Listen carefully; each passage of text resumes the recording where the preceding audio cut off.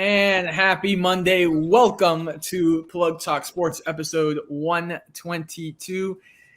Guys, this is the final Plug Talk Sports episode of 2023. We're going to be going on a little break. Obviously, next Monday is Christmas Day. We're going to, just get a little break to enjoy, our friends, our family. Just enjoy some needed, just a break time, just a little rest. So the next time we'll be seeing you guys is 2024 after tonight. Myself, Danny Torres, Brandon, Jonka, don't stop. It's going to be a great one. So let's get into our shameless plugs and plugs of the week. Let's start with good news this week. Brandon, you got any good news you want to share? Good news from this week. I mean, that's a tough one. I'll probably say you can bet in the state of Florida now. Hard Rock Bet, as well as, of course, Hard Rock Casino in Hollywood, outside of my hometown. So it's been pretty big over there from what I heard from all of my friends. But, I mean, it's great. It's a whole different, side of sports that, Florida has been kind of, creeping away from in person. So, I mean, I think it's huge. Okay, cool. Jonka? Man, good.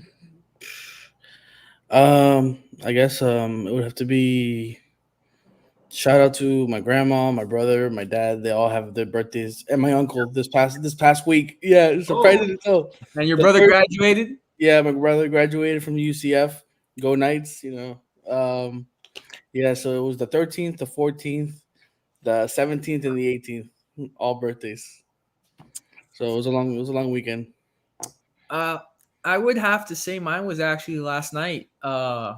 Listen, you guys don't judge me, man. Don't judge me. But I do play Fortnite. And listen to this. It's about what? It's like 2:15 a.m. It's about around 2:15 a.m., right? Yeah. And I tell Jonka, it's me, Jonka, and his brother. And I'm like, hey, man, this is my last game. Like, I'm going to bed. Mind you, we've come in third. We've come in second. We feel like we should have won one of those. I'm like, this is last game. And, man, we make it all the way to the end. It's me, Jonka, his brother, and one dude. It's one dude left. And we're moving. The circle's super small at this point. And we're just all moving, right? Like, we're in this forest area. And all I see is Jonka. Boom! And then he's like, oh, man, I got sniped. And I'm like, oh, like, where is this guy sniping from? So it's just me and Jonka's brother. I'm literally behind a rock. We're moving around. I'm trying to see where this guy's at. All of a sudden, I get sniped. I'm like, where the hell is this guy? Thankfully for us, the circle was moving even smaller, so he had to move. And then he encounters Jonka's brother. And at this point, I'm like, please, God, please. Jonka's brother took care of business. We got a dub. We ended the night on a dub. And it was just insane. One of those moments where you just had to be there. This guy was cracked out of his mind and almost took out an entire team by himself. It was incredible how this guy did it, but we came up with a dub, and it was pretty fun. I'm not gonna lie. Johnny, you wanna add anything to that to our victory? Yeah, Daniel basically gave like a more broad description. If you want a more detailed story, it was just back and forth. I think it was Daniel or my brother that hit him for like 32 or something. And then I was like, okay, so he's hit. So I'm thinking like, okay, he's getting hit. He's probably going to put on some like shields or some whatever. So I'm flanking on the right side. So I'm flanking around. I see him putting on the shields like this. And all of a sudden, as I'm taking out my gun, boom, headshot, I'm down. And I'm like, what the hell's going on? This guy's cracked. 2 seconds later, Daniel gets sniped. And he's down. I'm like, bro, guys, don't run. Stay where you are. Just stay where you are. And then there's a 1v1 at the end between a huge rock. My brother on one side and the guy on the other. It was just jumping peekaboo up and down with a shock just to see who's gonna get it last. And my brother got hit so hard. It was like 150 to the face. Luckily, he was so low, bro. And it just came up to the last hit, the very last hit, and my brother got it. Oh man, it was great. It was a great victory. Shameless plug, Brandon. Tell us anything bad in your week or bad you saw in sports, anything life related. Well, I mean, there's a few things bad in sports, especially in Detroit. But mind you, I mean, I have this internet issue for the past 3 weeks. Look at the setup this week. We got the box. We got the box next to the T-Rex. We got the box out. I mean, I don't know what's going on with the laptop internet here. I reboot the computer. 20 minutes later, everything's slowly booting up. You know, Discord, Spotify, what have you. So, I don't know, man. I mean, for rent and everything like that, and internet's included, I don't think it is. I don't think it is, man. I don't know. Oh, that's the worst, man. Honestly, that is the worst. Having no internet connection. It is. Plus, I mean, as you guys were talking about Fortnite earlier, like I was trying to play Baldur's Gate with my cousin, and that's like impossible to do with the internet. Like every single 15 minutes, we just got to back out, do a whole new game. Yeah, the servers are terrible. Jonka, what about you? Bad? I mean, it wasn't that bad of a week. Anything bad? Jeez, I had a pretty good week. Not gonna lie. Okay. I guess for the entire state of Florida, it would have to be for like the Gators, for for FSU, all the decommits going out of state. I guess I know for FSU, Miami, they've all had a bunch of decommitments, especially Florida. I've been sending tweets to Brandon. He's like, bro, what is going on with Florida? I don't understand. Oh yeah, they dropped I think to 13th nationally they lost Xavier Flamazzi today to Texas. So Yeah, hey, that shout was out to Texas. At least it's Texas. Yeah, you can't beat that. You really can't beat that. All right. I'm trying to see what would be my worst, my shameless plug. I have maybe take two here.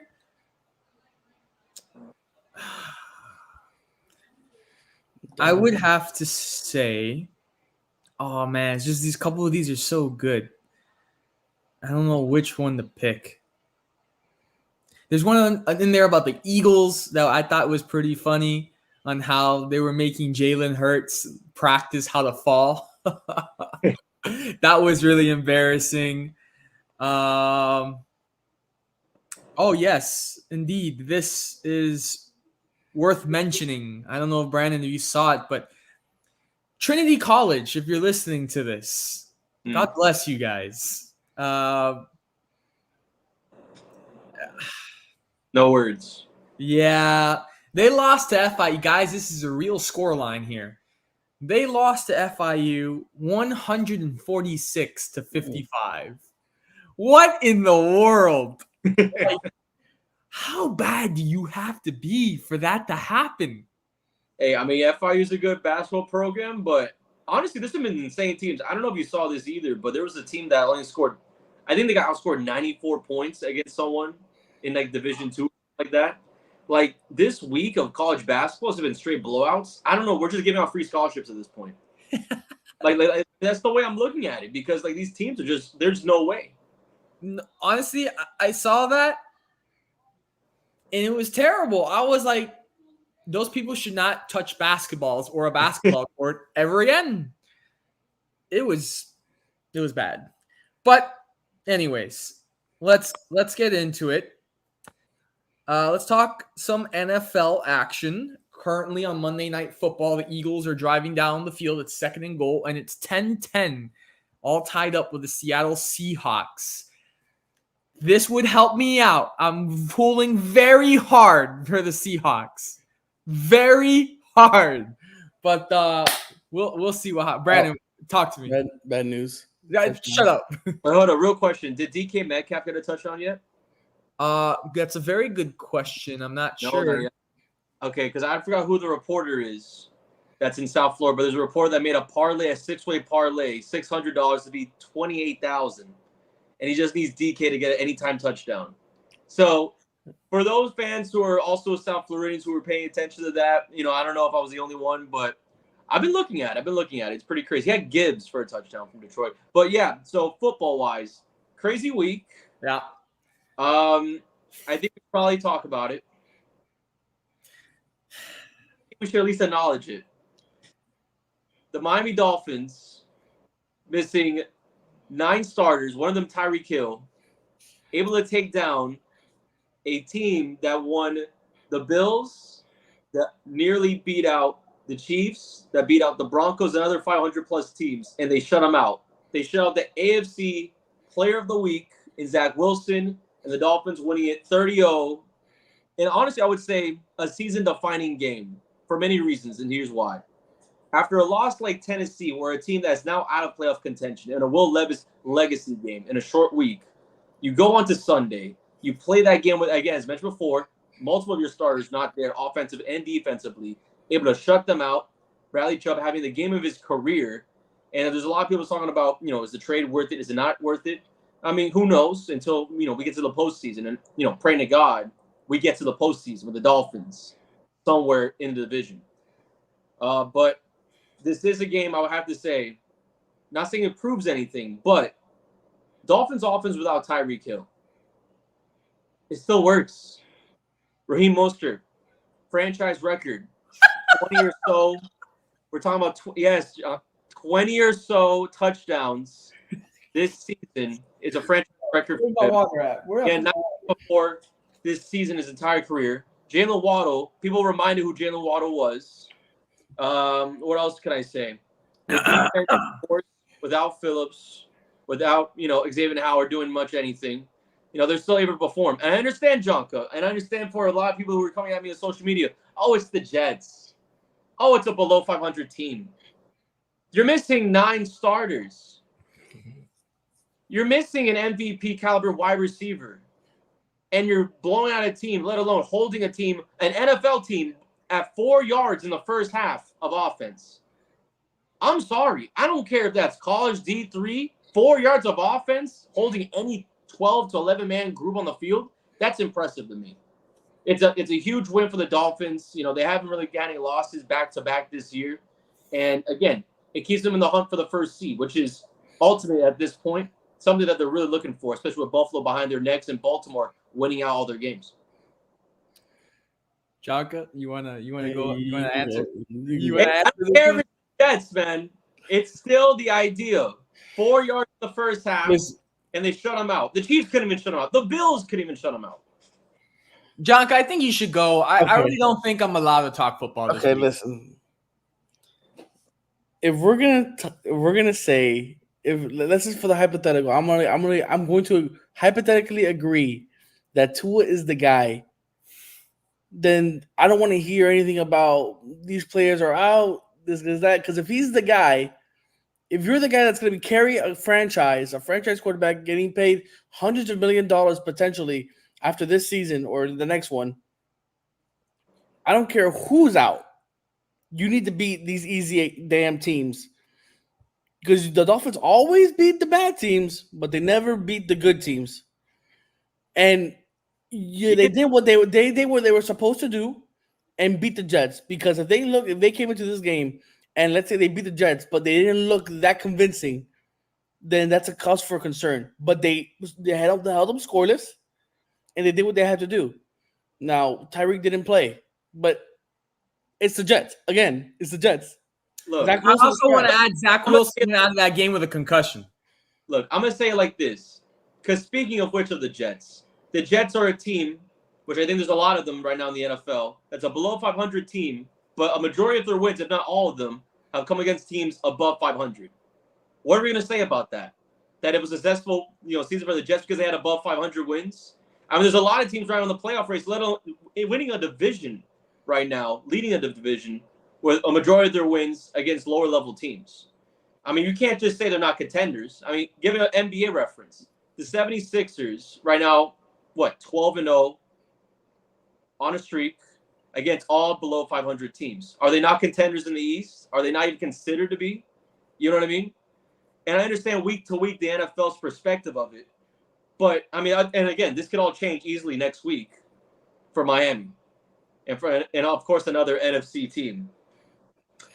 But I'm just saying, it's impressive as it is. And the argument that, they're unable to win against a winning team, there's teams that they're still saying are contenders that aren't even winning teams this year. I mean, maybe winning records, but not winning teams compared to what Miami and Baltimore, other, basically organizations have been able to do this NFL season.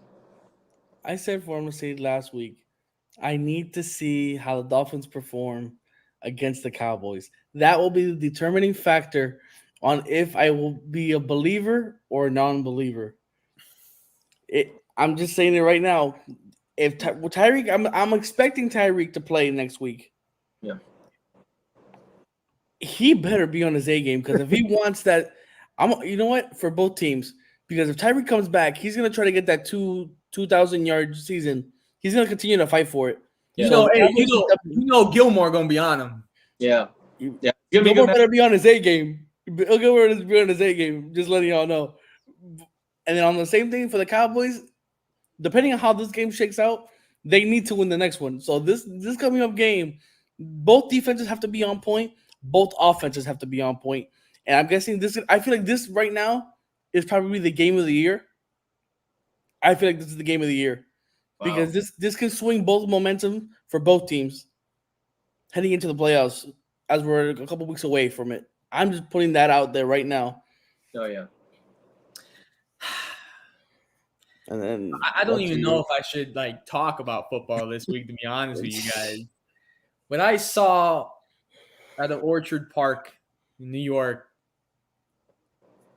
I didn't know until after. I'm not making this an excuse. There's absolutely no excuse. But a good majority of our guys had the stomach flu, and we're pretty much coming out both ways.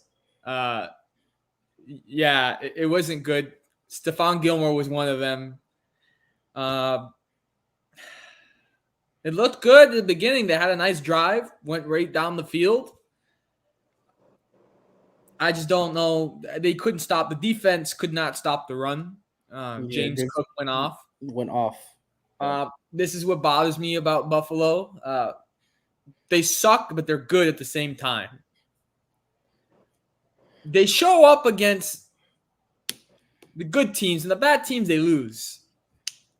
They're inconsistent. It bothered me even more that Josh Allen got the game ball. It should have gone to James Cook. No, what he threw, 98 yards? Yeah. Honestly, James Cook is what won them the game. But what I saw from my team yesterday, I don't even have an opinion. It's like it didn't look like them, I don't think this was a moment like, oh, I told you so. They are who they are.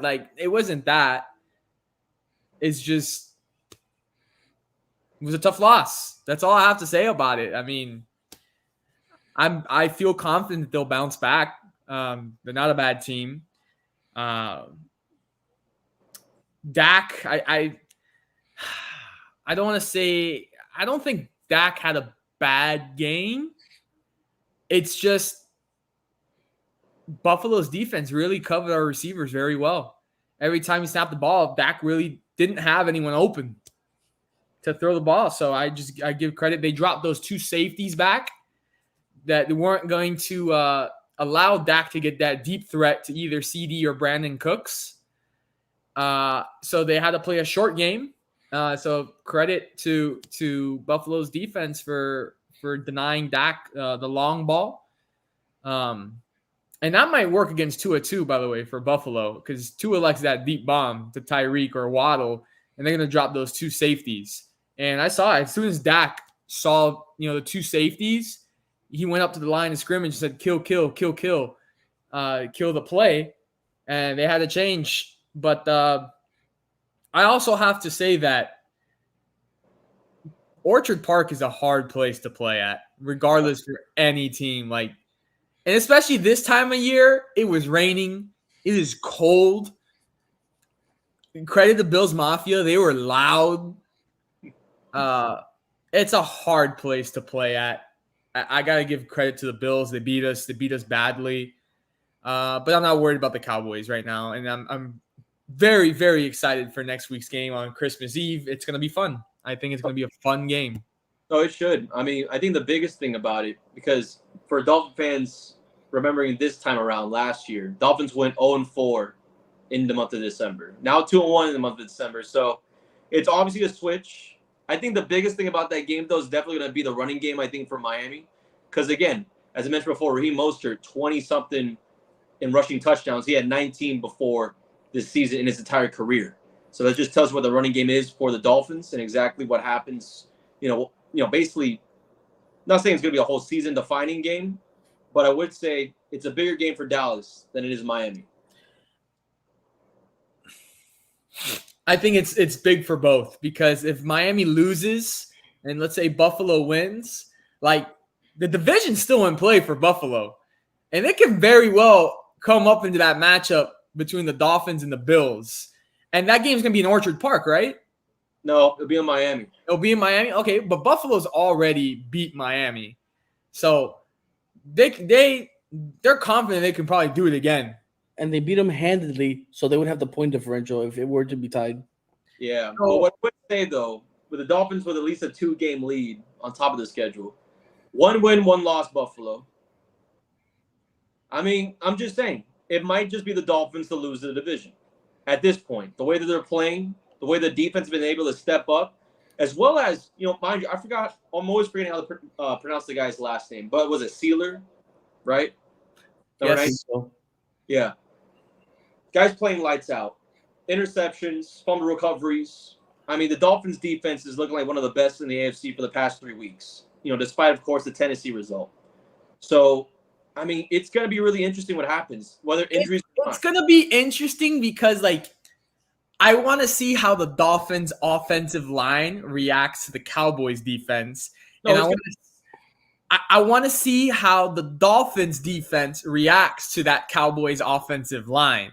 So I feel like it's going to be on both sides of the ball. It's going to be very interesting to watch. No, it will be interesting in the trenches, but that's what I was saying about the running game, because the O-line, it just might be terrible. Yeah. It just might be God-ridden. I mean, we're talking about, what is it? Talking about Eichenberg, who's even the center right now for Miami. You know what I mean? Yeah. So it's going to be bad for the O-line, but at the same time, Tua apparently is getting that ball out before a second's time. So we're going to have to figure that one out. I'm warning you right now. If you guys do not control Micah Parsons, it's going to be bad. It's going to be bad. Yeah. I mean, it'll be interesting because I know and especially teams that are built around that. Like, for example, when we face the Raiders. Yeah.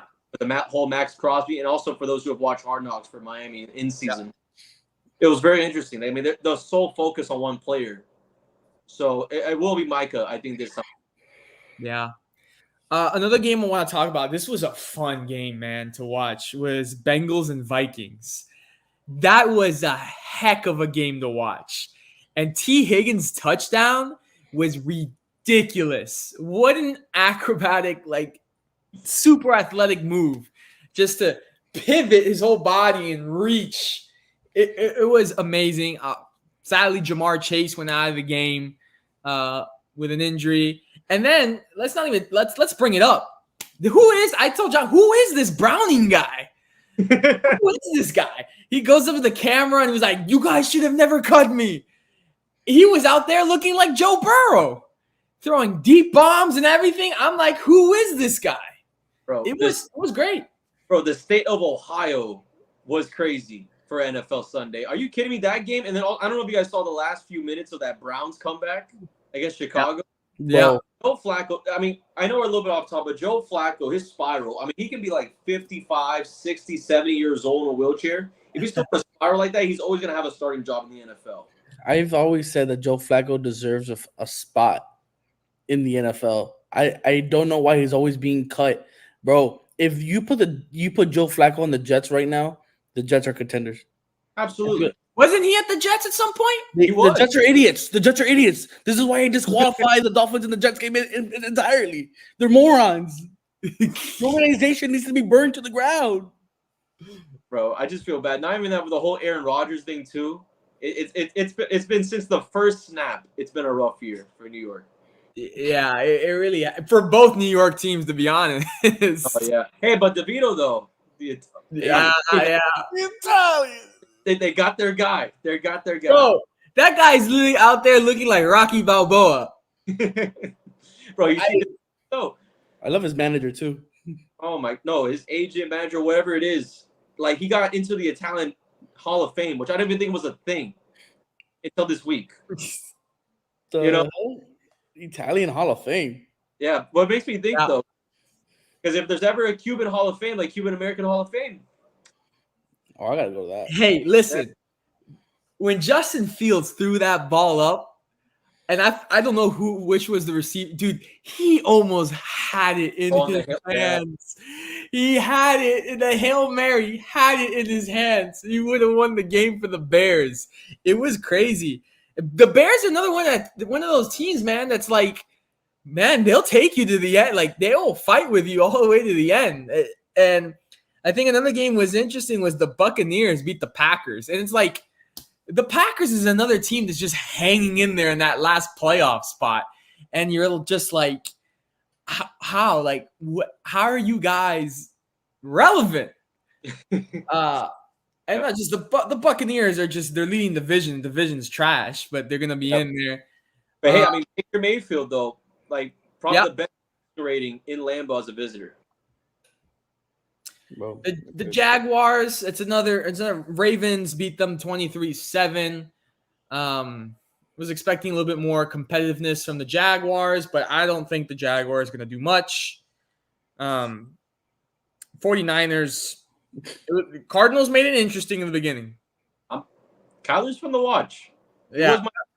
oh my God. Bro. He took time off the field, but still, though, when you watch him, it's like, I mean, he's got to be the best guy on the field. Some nights. Get off that COD, bro. Hey, Panthers beat the Falcons, and that must have been a terrible game to watch because the final score was 9-7. I was watching the highlights for that game, like 8 minutes. It looked like a Big Ten game. A lot of kicks, man. Just bad. Now, last thing I want to talk about before I say the standings in the NFL, Teddy Bridgewater is retiring. Mm-hmm. And he's going to go into coaching, and I'm assuming he's going to take over the head coaching job at Miami Northwestern Senior High School, where he went, and also Amari Cooper also went to Northwestern. So Teddy's done. He's going to be done with his career, and also he was a time where he was – okay, hold up. A.J. Brown. Yeah, he's talking to somebody. Yeah, A.J. Brown getting into somebody that's on the sideline. Random dude. Random guy. He works for the Seahawks. Oh, another security guy? Look, I got distracted. I saw A.J. Brown pushing a random dude, and I was like, what? Okay, what's going on here? But yeah. It's what would you say, or what would you make of Teddy Bridgewater's career? I mean, I think Teddy Two Glove Bridgewater is like, I mean, in a sense of South Floridians that come from, of course, these incredible high school programs, Columbus, Northwestern, places like that, and then make it to the NFL. It's an example, and he's one of the best examples out of South Florida. Yeah. His career, whatever you look at it, from dealing with injuries, his time in break in Minnesota, what he did in Miami for a little bit, and, of course, the other teams. I mean, again, we're talking about a journeyman with multiple years in the NFL. I think it's a huge one for Miami. I think it's a huge one for South Florida, but it's also big for Northwestern because that program, I mean, as historic as it is, it's incredible for him to even come back to that if it is to happen, So I think it's incredible. And I think the last couple of years, Northwestern has struggled just a little bit. I think he could turn it around, definitely. And that'll be fun to see and fun to watch. Jonka, Teddy Bridgewater, what do you think? He's always been. I've always liked Teddy Bridgewater just because of the name. It's fun to say. It's very unique, calling your quarterback Teddy. So Bro. he's always been, he's been here and there, different NFL teams. I honestly preferred him over Tua when he was here on the Dolphins, but Bro, he uh, was I can't, bro. I can't. Brandon, I didn't agree with that statement, so don't count me in that one. like again, don't get me wrong. I put Justin Herbert over Tua when he got drafted, but like, man, come on. hey, yeah, I'm a fan of Teddy Bridgewater, but he just kept bouncing around the league. I guess he just ended up like, you know what, I'm gonna go somewhere where I can make a change. Now he's gonna be coaching, so hopefully that works out for him. And good luck, I guess. All right. So let's get into the standings before we end this NFL topic. I'm going to give you the 7 that are in the playoffs where they stand right now. So with the AFC at number 1, we have the Baltimore Ravens. At number 2 is the Miami Dolphins. At 3 is the Kansas City Chiefs. At 4 is the Jacksonville Jaguars. At 5 is the Cleveland Browns. At 6 is the Cincinnati Bengals. And at 7 is the Indianapolis Colts in that last spot. Yeah, I know. In the NFC, first is the San Francisco 49ers. Number 2, depending on what happens in this game tonight, Seahawks are still hanging around the Eagles. Eagles are in the 2 spot. Detroit Lions are number 3. Tampa Bay Buccaneers are 4. Dallas Cowboys at number 5. Minnesota Vikings at 6. And Los Angeles Rams have entered now the picture in the last spots at number 7. So those are the standings. On to our second topic of the night. UFC, I believe it was 296. Leon Edwards trying to defend his title against Colby Covington. Leon Edwards wins, defends his title, but that's not what we're going to talk about. We're going to talk about Colby Covington and whether his trash talking is going a little too far. And we saw some of his antics and getting personal with Jorge Masvidal. We know how the personal beef history there was in that fight. That was actually Covington's last fight, I believe. And then now against Leon Edwards in the press conference, he said something along the lines of, I'm going to take you to hell. Maybe you can visit your dad while we're down there. And if you guys don't know, Leon Edwards' father was murdered at a nightclub in London. And immediately Colby Covington said that. If you guys saw the press conference, Leon Edwards threw the mic at him and confronted him. And then it was said that Leon Edwards was crying in rage backstage, how angry he was at Colby Covington for saying that. And of course, post-fight, he just said that Colby Covington's a good competitor, but just a trash human being. Even Dana White said, hey, that was just a little too much. I think it bothered everybody. Do you guys think that Colby Covington is taking his trash talk a little too far? No, absolutely. Absolutely. I mean, and also, excuse my language, but I mean, he's honestly the only way I can put it, a dickhead, Yeah. For Colby, from what we've seen with Jorge, what we've seen from his own camp, what we've seen from his, character in these past few years, I mean, just got worse and worse. I mean, it's hard to really support a guy like that, especially in the UFC where it's kind of a brotherhood among a lot of the fighters. Yeah. But the comments he made about his dad, you don't tell another grown man that type of stuff, let alone even as promotional, So for Edwards to be able to get that done, get the fight done, I mean, hopefully he looks a little bit ahead in life and, of course, puts that to the side. Hopefully it doesn't put something in his career where it's it burns his blood, it burns and boils himself inside. But Colby, definitely way too far. I don't know if Dana's ever going to make some sort of, of course he spoke about it, but I don't know if there's going to be a sort of, fine announcement, whatnot, going against Colby. But I think there is a point. There is, of course, a fine line, especially in sports. And it's not even, I don't even think it's about sports. It's just as a human being. Yeah. Come on, man. That's the man's father.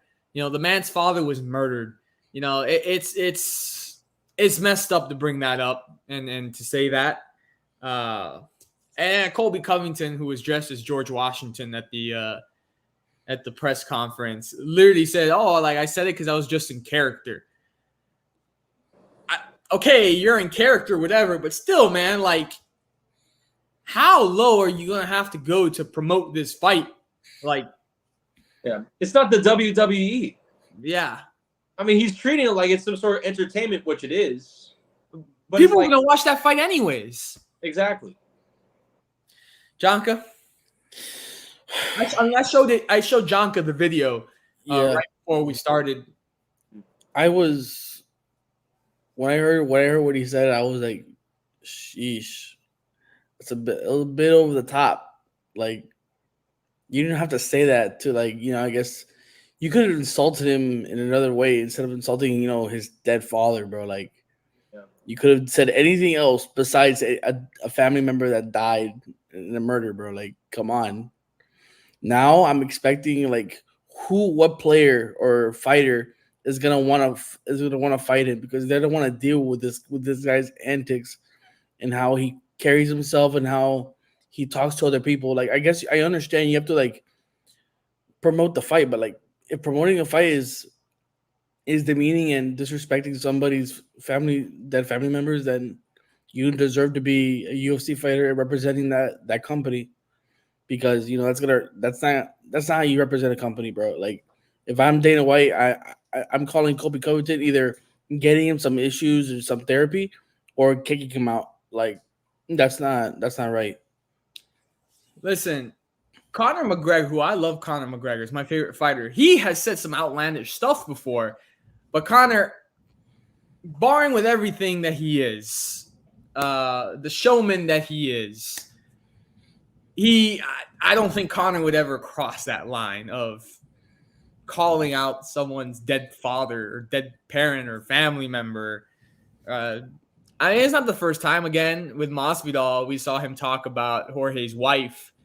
Uh, it's just keep it business. Let's not bring that stuff into the promoting of the fight. Nobody's family's got anything to do with this fight. Seriously. Like it makes no sense. So I would like to see some repercussion, from the UFC for saying. Obviously, I think if this was in any other sport, whether this was like NBA, NFL, they would have gotten some sort of repercussion. Oh yeah, NBA. Adam Yeah. Silver, Adam like Draymond. I would definitely guarantee that. Talking about Draymond, Yep. that's gonna be our next topic of conversation. Me and Janka had a healthy debate about this. We disagreed with each other. I still didn't understand his point. I don't think he understood mine either. We disagreed. But Draymond Green is suspended indefinitely from the NBA. He's going to get some therapy for his mental health and whatnot. I'm going to go to Brandon first. What do you think about this suspension? Yeah, I mean, of course, reported by Shams that he's going to get some counseling. And honestly, I think the craziest thing about this one, though, compared to the other times where he's been ejected or expelled or whatever, like people are starting to acknowledge, he needs some sort of help. From Steve Kerr to also, Nurkic as well, Kevin Durant, also other players on the Suns. Yeah. I think it's a long time coming.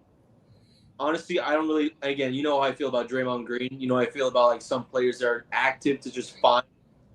Again, passion for a fan base, passion for a team, but they're looking to just impact the game without playing the game. If that makes sense.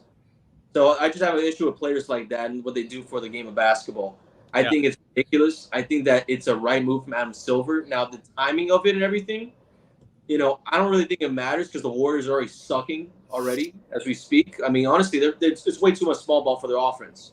But the point is, what I'm trying to make, it's a good move by Adam Silver. I wouldn't be surprised if Draymond gets back this season, but I'd be really shocked if he comes back with the Warriors next season. Okay. That's interesting. Jonka, everything that we talked about, I want you to explain it. So Brandon can kind of hear what you were telling me. Let me try to I guess to explain it. It's like with me and Draymond, sorry, Siri turned on. when it comes to me and Draymond, I like Draymond. I don't mind him playing aggressive how he does. But the thing is, sometimes he just takes it a little bit too far, and that hurts the team either when he's not on the court or when he can be on the court. And it feels like no matter how many times he does it, no matter how many times he gets suspended, he doesn't change. And then whenever he gets told about it, he just plays it off. Oh, like that's just me. I'm not gonna change. That's how I play ball. And then what I don't like about that is that it hurts the team. Like we see the players on the Warriors not producing right now, right? And Draymond Green being how defensive he is and how he's a playmaker on the court, it hurts Steph. Let's be honest, it hurts Steph because Steph can do everything. So that's the thing that I just do not like. And like this has been a thing since 2016 when he got up and he hit LeBron, supposedly, getting up in the nuts or whatever, and then all that until now. It just builds it up. And then him being always in in the line in the spotlight, winning the championships, always hanging out with LeBron. It's like you're gonna be more looked at than other dirty players in the NBA that don't get as much publicity as Draymond. And so that's why I think his reputation carries him a little bit more aggressively than other players, which was what I was trying to tell Daniel. You were telling me something different though. You phrased it different. He was trying to tell me that because he hangs out with LeBron James off court, right? That's it. Ties in to him being suspended. And Absolutely. Thank you. Let's go. That has nothing to do with it. I think I get where Jonka's coming from. I get where Jonka's okay. So I would say it like this, right? I would say in the sense of he's always public in the media, and now more than ever because before then we're talking about championships. Now we're talking about he's with LeBron James. He's doing stuff outside of the game of basketball. The podcasts. Podcast-wise, I mean, we're talking about a guy that was literally beating the crap out of people and went to talk about it like 12 hours later, published on Spotify. So I think there is as weird as it is, Daniel, and I hate to put it like this, it does affect LeBron's legacy. I think Draymond Green getting ejected and also suspended indefinitely does affect LeBron's legacy a little bit. Okay, that's interesting take. That's the first time I heard that one. It's a line. It's all a line, man. My backup to that, to what me and Jonka's discussion was, okay, let's just say because of his relationship, wherever he's in the media, he's open. I get that. Like he's more like you can see it in front of you. But we have seen people in the NBA do much worse, especially in our generation, than what Draymond has done, and they don't get suspended. I mean, we literally have seen Ibaka and Brook Lopez throw hands, actual hands. We've seen Chris Paul and Rajon Rondo get into it and throw hands. What else? I mean, we've seen this guy. Who was it I told you about, Jonka? I forgot his name. Zaza Pachulia, bro. I think he's an extremely dirty player and doesn't get suspended indefinitely. And I guess you can say the difference is because you guys are saying, oh, Draymond's more public about it. Public or not, it should be the same sort of punishment if we're going to call it as it is, down the middle, what they're doing to Draymond. If they're going to do that to Draymond, then they got to have the same energy towards these other type of players that do the same exact thing. Yeah, I agree. But I would say also because it also comes in timing. We talk about, guys in the early 2000s, we can say, whatever is Kobe era, LeBron era. That's the Stern era. That's the NBA commissioner from the 1980 or late 80s all through 90s, that point where we're having super teams. I mean, not saying David Stern welcomed that type of physicality or that type of the game, but, he wasn't kidding around. I mean, again, from what we did with Allen Iverson and all that, but he wasn't, going out like crazy like Adam Silver is now with players, he's basically saying, okay, a few games here, he'll come back, whatever. People will put under the water. Adam Silver's like, let's get this thing over with. The John Morant incident, right? Mhm. Now with Draymond. What happened with, of course, back then, I forgot the guy's Clippers owner. I forgot his name. Oh, yes. Yeah, Donald Sterling. Yeah, Donald Sterling. Yeah. So stuff like that, where it's like Adam Silver has been like right there on the get-go, and of course, all credit to the front office of the NBA and their executives to be so thorough in their decision making in the past few years. But that's what I'm saying, though. It's a whole new different NBA, whole new different NBA. So the punishments in the past 3 years, they've been up there. I mean, the John Morant one, I think, is probably the most intense one I've seen for something that wasn't on the court, or something that was, well, let me rephrase that, because now they're in trial right now. Yeah. But something that's hasn't really affected the game like that. So honestly, it's just a different era, and I think Draymond Green, he needs to adapt to that or realize that he could be out of the NBA by next year. I don't mind the suspension. My thing is that if you're gonna treat one certain player that way, then those certain players that are like Draymond and do the same sort of antics, you need to treat them the same exact way, whether their face is out more in the media or not. How long do you guys think that this suspension is going to last? Someone say it better not be 6 or 7 games. I know they said, I saw a tweet that he's going to be out for minimum 3 weeks because of the therapy. After that, I don't know, because if you're talking about like 3, let's say a month, well, that's already into January, and that's just like maybe a couple weeks away from the deadline for the trades. So I actually think Draymond might get traded at the trade deadline. I don't know where, but I feel like he's gonna get traded. I think the Warriors are fed up with him. I feel like it's hurting their situation.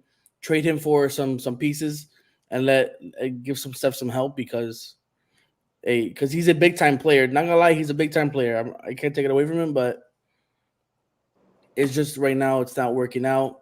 Just break the relationship. Yeah, you're my guy. You'll always be my friend, but it's business. Cut him out. It's how it is. We've seen. Sorry, Brandon. No, go ahead, Brandon. No, I was just about to say, I'm thinking like 2 months at least. 2 months. I think it's just because, again, sense of the media, gotta let these things die down, right? After his counseling, whatever, how long that is, 3 weeks, whatnot. But I mean, who knows if this Warriors team does well without him? It's going to be really interesting for the next month or so. So Draymond's going to have to try to get that as quick as possible, get back on the roster as possible. If he wants to save his job, whatever that may be. But it should be interesting. I'm honestly thinking like 2 months. Do you guys think that he has? Well, first of all, I want to say that Stephen A. Smith actually ripped Steph Curry for not being a leader, because he kind of threw Draymond under the bus in his comments. So Stephen A. Smith ripped into him for not being a leader. I disagree with that. Do you think Draymond has something personally and even mental health wise that's going on? I mean, it's hard to tell. I mean, we can't tell. I mean, we don't live with the guy or know the guy's personal life, but just based off of the actions, like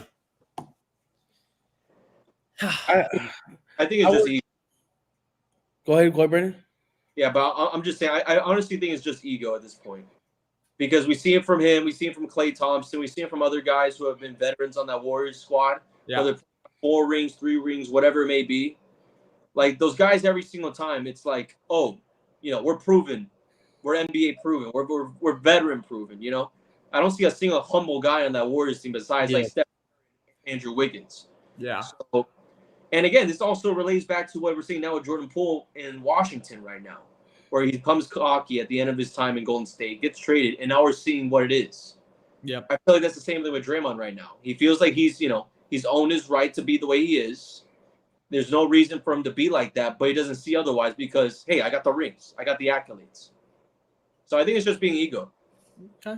John, what were you going to say? I was going to by the way, interception for the Seahawks. I just saw it. Yeah, so I was gonna agree.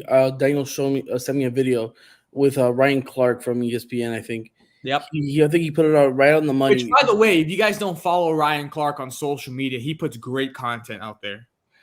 I have to agree 100% with what Ryan Clark said. Is like I don't think he needs therapy. I think it's just him. It's just he's just that that's just the way he is.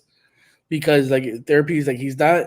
We haven't really seen anything with like assault or drugs or like gun violence with John Moran or anything having to involved in like any like how do you say like any like Criminal acts? situations. Yep.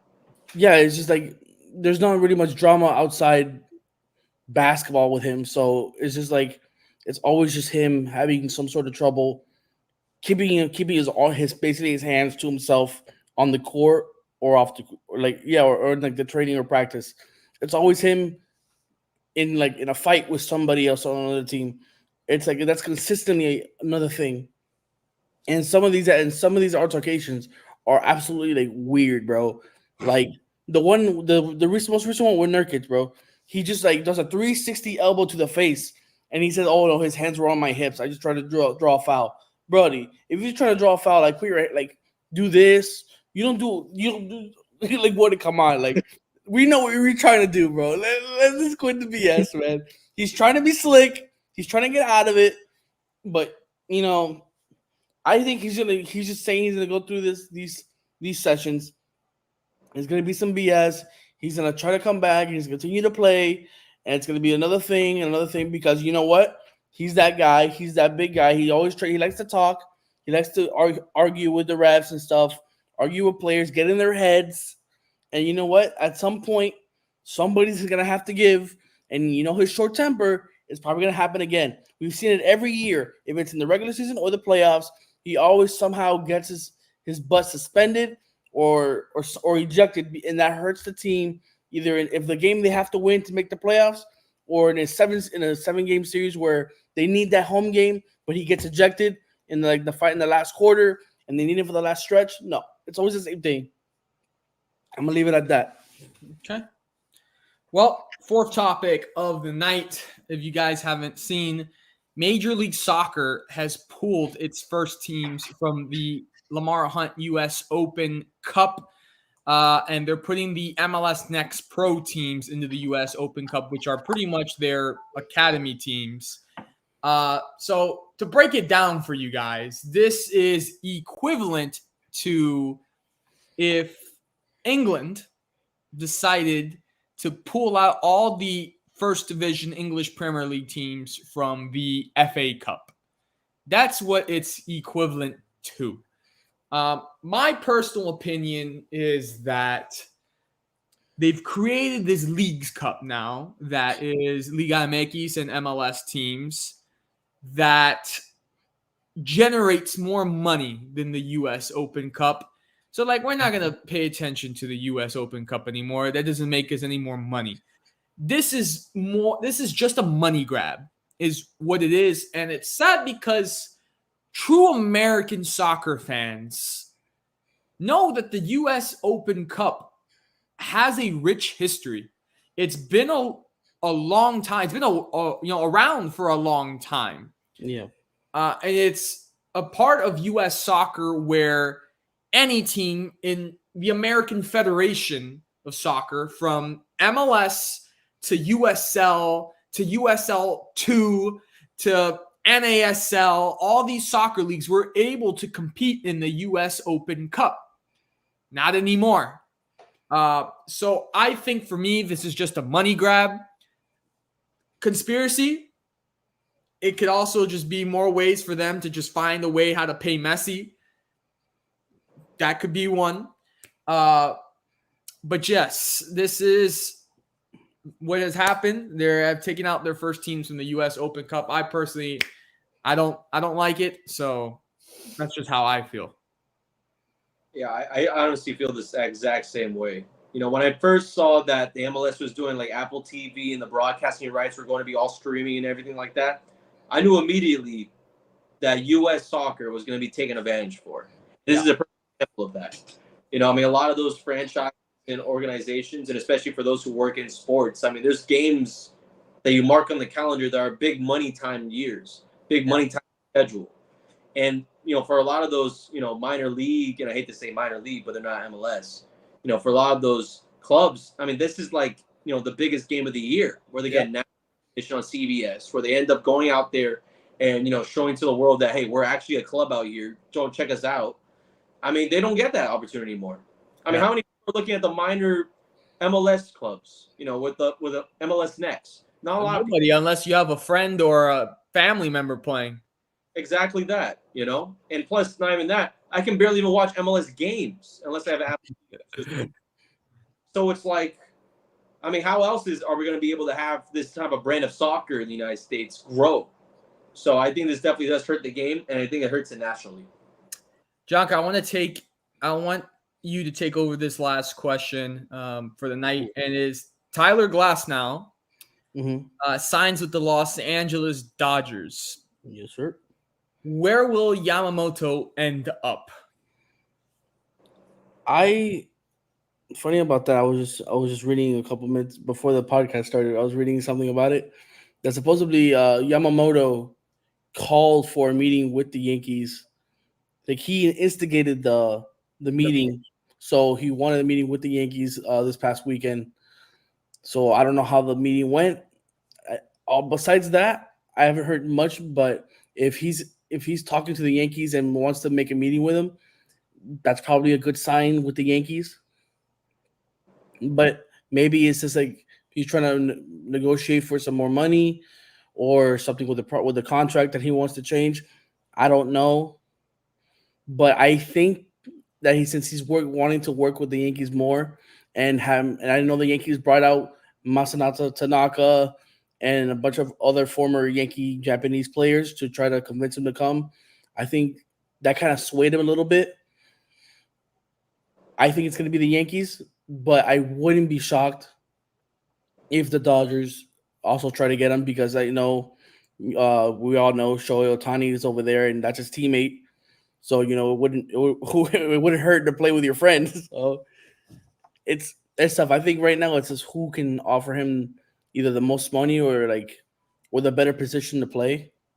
And I know like if Yamamoto were to go to the Yankees, he would have more of a spotlight, because Ohtani over there, you're not going to be with Ohtani and the Dodgers. You're not going to be the star. Let's be honest.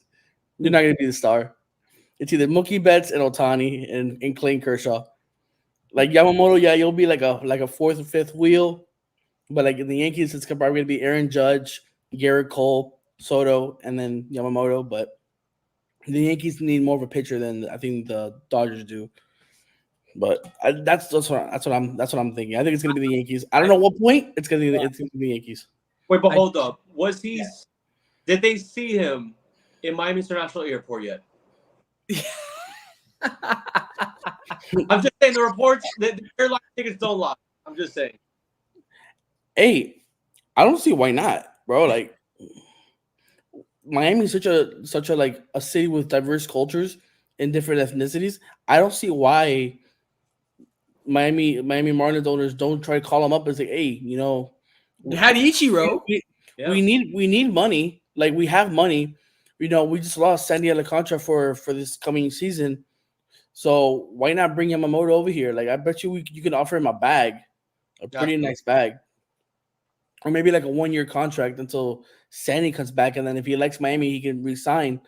But like, listen, I don't want to get into the Marlins right now, please. That's a topic for another day. I'm gonna have an aneurysm, bro, because I'm just gonna get into this damn owner, cheap mother. Whatever. It's that. Relax, Jonka. Relax. It's not the day. It's not the day. Well, anyways, guys, that's gonna do it. That's gonna do it from us in 2023. We hope you guys enjoyed this episode. Of course, as you guys saw our plug of the week message, we really appreciate you guys just rocking with us all year long and just keeping up with our social media. Like I said, it's been a year of changes, but also a year that gave us, more growth. We had our highest rated show this year, which was a different and a much bigger number for us. And we really, really appreciate it. So, guys, we hope that you guys have a great rest of your week. I hope you guys have a Merry Christmas, a Happy New Year, and the Plug Talk Sports boys will see you in 2024. Have a good night. Support the troops.